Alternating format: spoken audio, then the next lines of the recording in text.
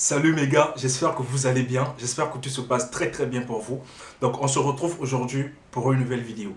Dans cette vidéo, on va parler de l'obtention du visa. Comme vous savez, il est difficile d'avoir le visa quand on a un avis CAC défavorable. Donc dans cette vidéo, je vais te donner les choses qu'il faut faire, les choses qu'il faut fournir pour éviter d'avoir un refus, même si tu as un avis CAC défavorable. Voilà, donc reste jusqu'à la fin de cette vidéo parce que je vais te donner donc ici les conseils pour augmenter tes chances d'obtenir le visa même avec un avis CAC défavorable. Reste jusqu'à la fin et surtout laisse un like, ça fait plaisir. Quand je vois des likes, ça fait plaisir. Partage la vidéo. Donc si tu es nouveau, abonne-toi. Vraiment, ça fait plaisir. Et si tu es prêt à découvrir notre vidéo, c'est parti. Vous êtes bachelier, étudiant ou travailleur, vous voulez poursuivre vos études à l'étranger dans les pays comme le Canada, la France, l'Allemagne et bien d'autres? Alors abonnez-vous à Étudier à l'étranger car Étudier à l'étranger met à votre disposition les vidéos qui contiennent des conseils et astuces pour vous accompagner dans vos démarches. Il vous aide également à vous inscrire dans les universités publiques ou privées à l'étranger. Et surtout, soyez les bienvenus sur Étudier à l'étranger. Voilà, donc avant de continuer cette vidéo, si tu es nouveau et que tu n'es pas toujours abonné, abonne-toi, active la cloche de notification, aide la chaîne à atteindre ses 10 000 premiers abonnés. Je compte vraiment énormément sur vous pour vous abonner. Abonnez-vous, partagez la vidéo, likez, c'est très important. Comme je vous ai dit aujourd'hui dans cette vidéo, on va parler donc de l'obtention du visa. Dans cette vidéo, je vais te donner des choses que tu dois fournir et comment tu dois les fournir pour augmenter tes chances au niveau de la demande de visa. Et ça, peu importe ton avis SCAC. Ça peut être favorable ou défavorable. Donc, tu vas augmenter tes chances par rapport à ça. Parce qu'aujourd'hui, tu ne connais pas ton avis SCAC.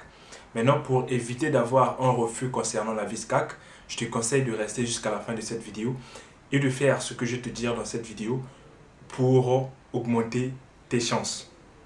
D'abord, concernant l'avis SCAC, c'est quoi l'avis SCAC? Plusieurs personnes aujourd'hui ignorent l'impact de l'avis SCAC sur le dossier de visa. Ce qu'il faut savoir, c'est que l'avis SCAC est donné par rapport à quoi? L'avis SCAC est donné par rapport à votre dossier, par rapport à votre parcours, par rapport à vos projets, donc votre projet professionnel, par rapport à votre projet d'études. Donc, quand le conseiller Campus France vous passe un entretien, après avoir passé l'entretien, il va donc émettre un avis par rapport à l'entretien qu'il vous a passé. Et tout ça est envoyé, votre dossier et l'avis du conseiller Campus France sont envoyés à la commission SCAC qui va donc émettre un avis, ce qu'on appelle l'avis SCAC. Donc, cela veut dire que l'avis SCAC a un lien direct avec ton dossier. Ça peut être tes motivations, ton parcours, tes projets, tout ça. Donc, l'avis SCAC a un lien direct avec ça. Et au niveau du visa, c'est aussi pareil. C'est pour ça que vous voyez souvent, il y a des motifs 4 qui arrivent souvent. Ça peut être causé par l'avis SCAC qui est défavorable. Maintenant, ce qu'il faut faire pour éviter cela, c'est quoi? La première des choses que vous devez faire, c'est écrire des lettres de motivation. Oui, dans votre dossier, quand vous allez faire votre dossier de visa, complétez-le avec les lettres de motivation. C'est très important. Pourquoi? Parce que dans les lettres de motivation que vous allez mettre dans votre dossier, vous aurez la possibilité donc de justifier ou d'expliquer. Imagine, j'ai eu plusieurs questions par rapport à ça.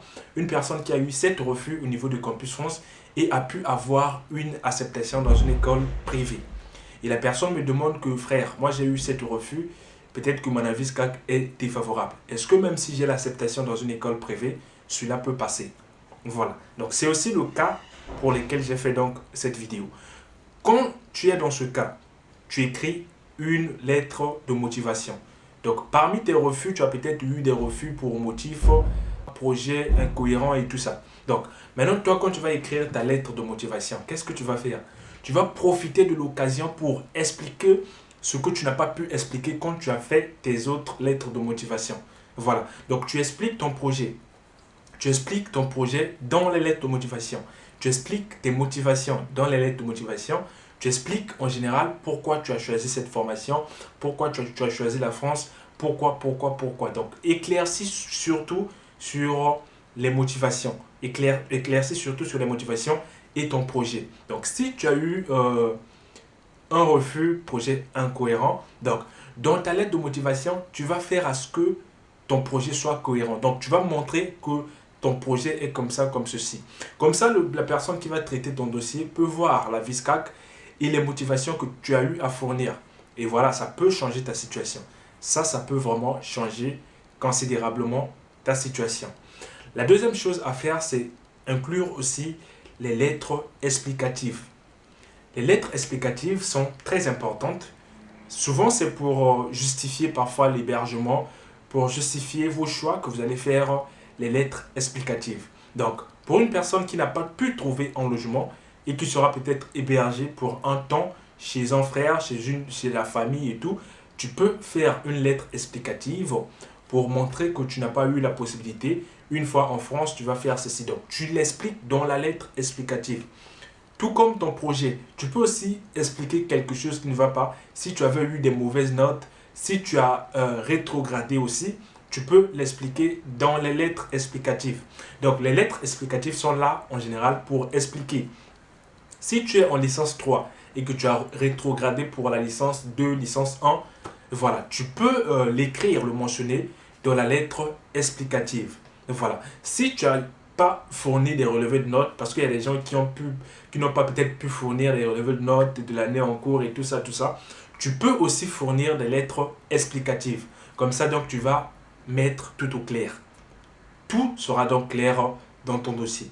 J'espère que cette vidéo t'a plu. Si c'est le cas, laisse un pouce bleu. C'est très important.